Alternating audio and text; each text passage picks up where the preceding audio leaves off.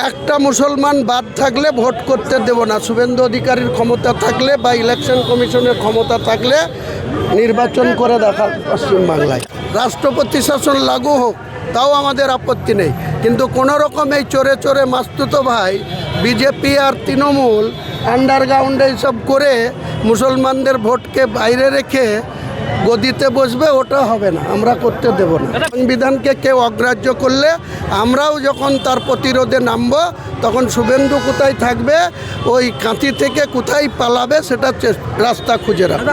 বসবাস করছে শুভেন্দু অধিকারীর ক্ষমতা থাকে তো এটা ধর্মনিরপেক্ষ রাষ্ট্র বাদ দিয়ে হিন্দুস্তান করে দেখা। আমাদের একটাই দাবি, 60 লক্ষ মানুষের নাম তালিকায় তুলতে হবে, সংযোজন করতে হবে, তারপরে ইলেকশন ডিক্লেয়ার করবে। তার আগে ইলেকশন করলে আমরা মানব না। কোনো জেলা শাসককে ইলেকশনের কাজ করতে দেব না, কোনো ব্লক অফিসকে, কোনো এআরও, কোনো মানে ডেপুটি এরাও বা ইলেকশন ওসি কাউকে আমরা স্বাভাবিক কাজকর্ম করতে দেব না। মুখ্যমন্ত্রী কালকে রাস্তায় নামবেন বলেছেন, ধর্নায় বসবেন। মুখ্যমন্ত্রী রাস্তায় না নেমে যদি প্রথমে এই নাটক না করে যদি সঠিক লোকদের বিএলও হিসাবে নিয়োগ করতেন, অ্যাপয়েন্ট করতেন, ছাগল দিয়ে যদি ধান না মারতেন, তাহলে আজকে 60 লক্ষ মানুষকে এইভাবে রাস্তায় অপেক্ষা করতে হতো না, কারো হার্ট অ্যাটাক হতো না, কারো এই ধরনের টেনশন হতো না। মুখ্যমন্ত্রী তো সবটাই নাটক মঞ্চস্থ করছেন। মুখ্যমন্ত্রীর সিরিয়াস হওয়া উচিত ছিল। যোগ্য লোকদের যারা কম্পিউটার জানা ছেলে তাদের 10,000 করে 4 মাসে 40,000 টাকা স্যালারি দিলে খুব ভালোভাবে এসআইআরের কাজটা উঠানো যেত। উনি তো আইসিডিএসের কর্মীদের নিয়োগ করেছে, তারা কম্পিউটারের জানে না, তাদেরকে দিয়ে উনি বিএলওর কাজ করিয়েছে। তার জন্য তার পরিণতি, তার দায়িত্ব মুখ্যমন্ত্রীর। মুখ্যমন্ত্রী এখন মুখ পাচ্ছে না, একবার সুপ্রিম কোর্টে যাচ্ছে নিজে বিরাট বড় লয়ার হয়ে হিয়ারিং করতে, আবার এখন রাস্তায় বসবেন, এসব নাটক মঞ্চস্থ করছেন। সব রাজনৈতিক দলই করবে।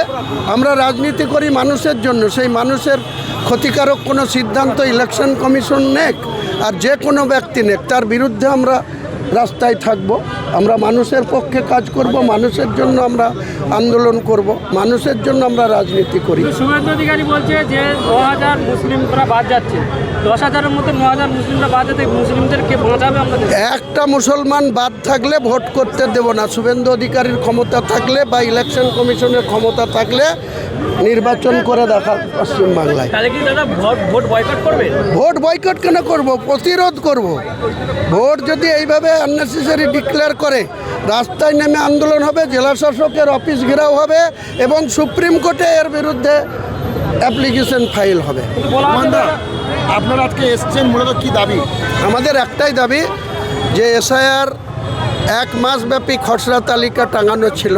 প্রথমে আমরা জানতে পেরেছিলাম 58,20,000 মতো মানুষের যারা মৃত ভোটার বা যারা ডবল নেম তাদের নাম বাদ গিয়েছে। তাহলে টোটাল যে ড্রাফটিং লিস্ট ছিল, খসড়া তালিকা টাঙানো ছিল, সেই তালিকা থেকে 1,36,00,000 মানুষকে কেন হয়রানি করে হিয়ারিং করা হলো এবং হিয়ারিংয়ের নোটিশ করার পরেও অনেকেই অ্যাটেন্ড করেছে, তাও দেখা যাচ্ছে ফাইনাল লিস্টে 60 লক্ষ মানুষের নাম নেই। আমার মুর্শিদাবাদে 62 লক্ষ ভোটারের মধ্যে 11 লক্ষ ভোটারের নাম নেই।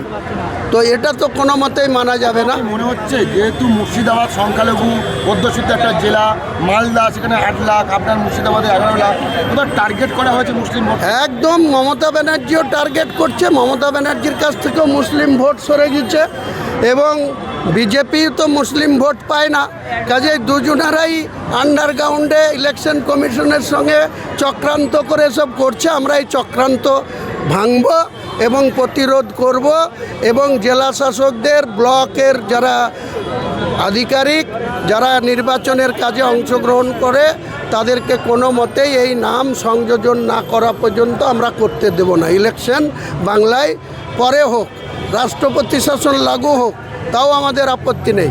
কিন্তু কোনো রকম এই চোরে চোরে মাস্তুতো ভাই বিজেপি আর তৃণমূল আন্ডারগ্রাউন্ডে এইসব করে মুসলমানদের ভোটকে বাইরে রেখে গদিতে বসবে, ওটা হবে না, আমরা করতে দেব না। দাদা বিজেপির সর্বভারতীয় সভাপতি বলেছে যে ইসলামপুরের নাম বদলে করবে ঈশ্বরপুর, কি বলবেন? সেটা করতে পারেন ওনারা তো অনেক কিছুই বলছেন। তো ওনারা বলছেন মুঘল সম্রাটদের কারো নাম রাখবো না। তা দিল্লিতে তো 12 বছর মোদিজি আছে, কটা মুঘলদের সম্রাটদের নাম রাস্তা থেকে বাদ দিয়েছে জানতো? দিল্লিতে রাস্তায় গিয়ে দেখুন সম্রাটদের নামে রাস্তা কত আছে। ওসব পাগলে কিনা বলে, ছাগলে কিনা খায়, ওসব পাগল ছাগলদের কথা বাদ। শুভেন্দু বলছে এটা হিন্দুস্তান হিন্দুরাই রাজত্ব করবে। আরে হিন্দুস্তান যখন থেকে ছিল এখনও আছে। হিন্দুস্তানের মানে অনেক রকম হয়। এখানে সর্বধর্ম অবলম্বী মানুষ এর বসবাস করার অধিকার আমাদের সাংবিধানিক অধিকার। সেই সংবিধানকে কেউ অগ্রাহ্য করলে আমরাও যখন তার প্রতিরোধে নামব, তখন শুভেন্দু কোথায় থাকবে, ওই কাঁথি থেকে কোথায় পালাবে, সেটা রাস্তা খুঁজে রাখবে। অবস্থান বিক্ষোভ করবেন? হ্যাঁ, না না, আমরা আজকে একটা মেমোরেন্ডাম দিতে এসেছি। মেমোরেন্ডাম আমরা যাব, 7 জন যাব, মেমোরেন্ডাম দিব, চিফ ইলেকশন কমিশনের সাথে কথা বলে বেরিয়ে আসবো। যদি আমাদের না ঢুকতে দেয় তাহলে ঘিরে রাখবো, বেড়াতে দেবো না। নিরাপত্তা দেওয়া আছে এই যে কেন্দ্র এটা মহামান্য হাইকোর্টের নির্দেশে আমাকে Y+ সিকিউরিটি দিয়েছে কেন্দ্র সরকার। নিরাপত্তার কজন আছে? 12 জন।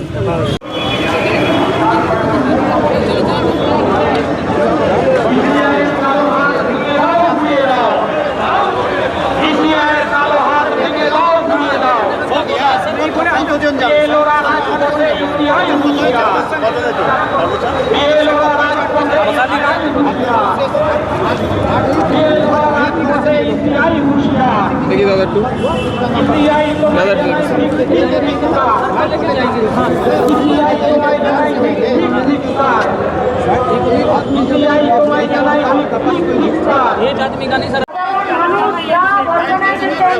সবাই নেমেছিল রাস্তায়, কারণ মানুষের বুনিয়াদী বিষয়ে আঘাত করেছে। আমাদের নির্দিষ্ট কতগুলো প্রশ্ন আছে। কমিশনের কাজ কি শুধু এসআইআর করা? তার আগে তো ভোটার লিস্টে নাম তোলা, নাম বাদ দেওয়া, ভুয়ো ভোটারকে আইডেন্টিফাই করা, ইলেকশন পরিচালনা করা এবং যে রাজ্যে কাজ করছেন সেই রাজ্যকে চেনা। কোন কাজটা করলেন ইলেকশন কমিশন? কোন কাজটা? ওই একটা কথা শুনেছিলাম যে হজমে। আগামী দিনেও কিন্তু আমরা রাস্তায় আছি, আমরা পথে আছি।